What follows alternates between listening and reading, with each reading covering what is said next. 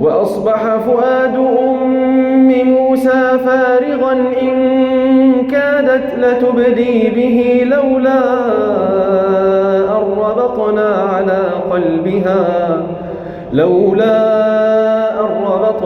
على قلبها لتكون من المؤمنين. وقالت لأخته قصيه فبصرت به عن جنب وهم لا يشعرون. وحرمنا عليه المراضع من قبل فقالت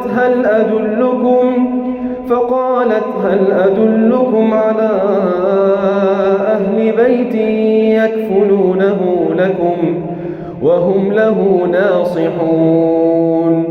فرددناه إلى أمه كي تقر عينها ولا تحزن ولتعلم أن وعد الله حق ولكن أكثرهم لا يعلمون.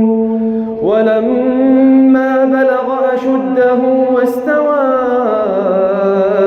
آتيناه حكما وعلما وكذلك نجزي المحسنين.